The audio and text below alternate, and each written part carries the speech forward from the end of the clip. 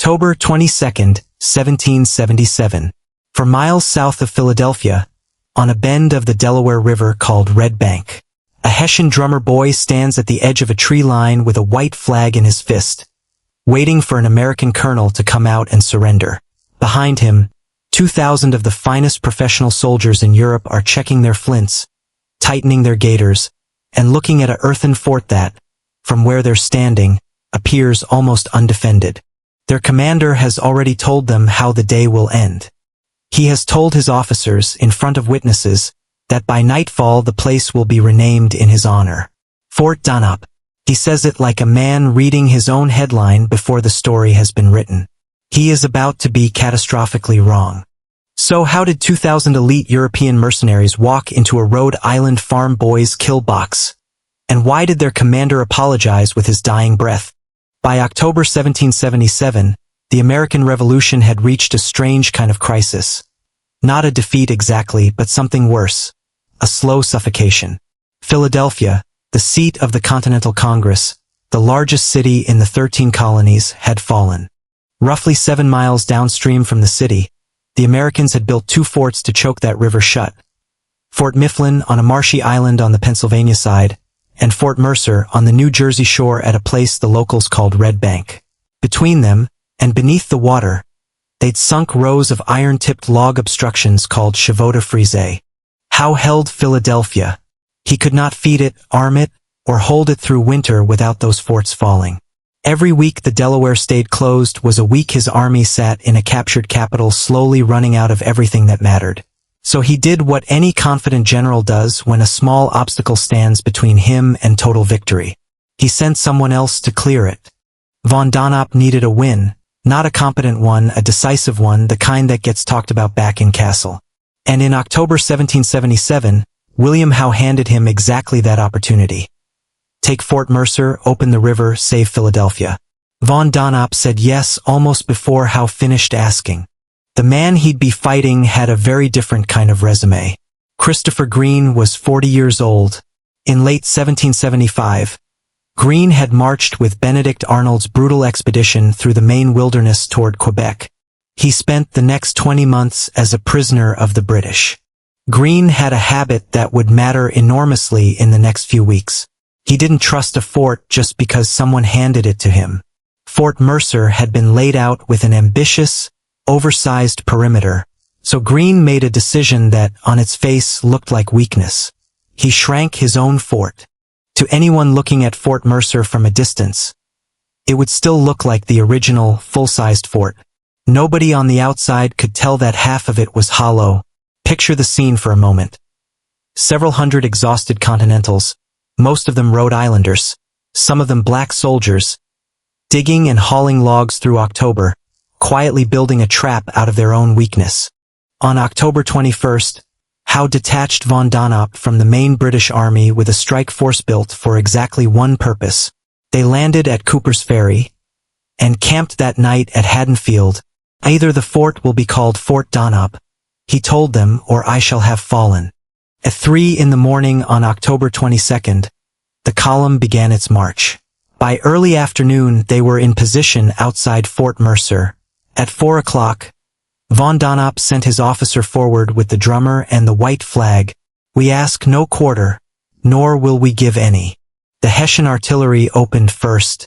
Then, on Von Donop's signal, the grenadiers under von Linsing moved on the fort's southern side, straight toward the old, empty outer wall. They came on the way Hessian grenadiers always came on. In tight, disciplined ranks, bayonets fixed, drums beating the advance. They crossed open ground under scattered fire, reached the abandoned 9-foot parapet Greene had left standing as bait, scaled it, and found nothing on the other side. No defenders. No fight.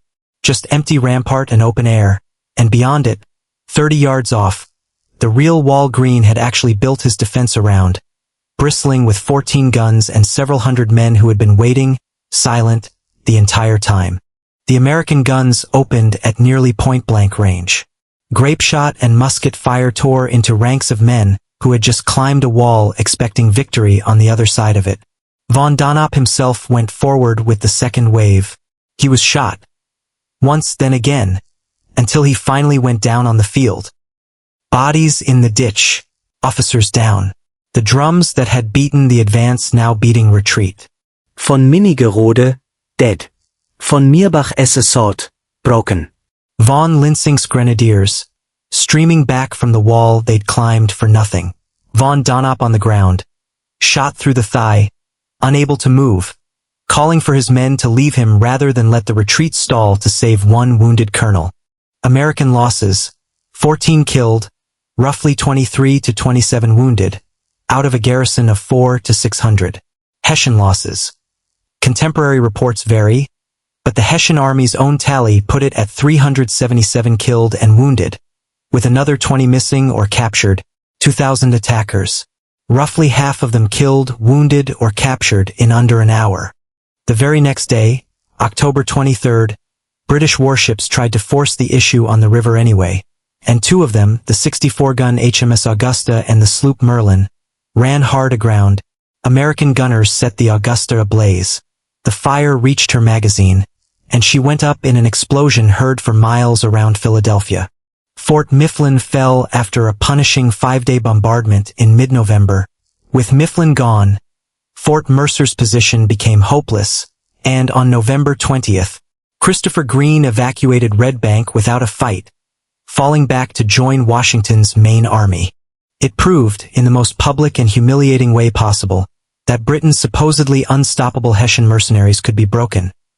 It arrived at almost exactly the moment news was spreading of an even larger American triumph at Saratoga, New York, and together, the two victories gave the Continental cause something it had desperately needed. Congress recognized the scale of what had happened at Red Bank immediately, voting formal thanks to Christopher Greene and striking a ceremonial sword for the French engineer, de Fleury, one of only a handful of such honors awarded in the entire war. Colonel Karl von Donop was carried from the field to the Whittle farmhouse. He lingered 3 days. He died on October 25, 1777, at 45 years old, reportedly telling those around him that he was falling victim to his own ambition and to the greed of the prince he served.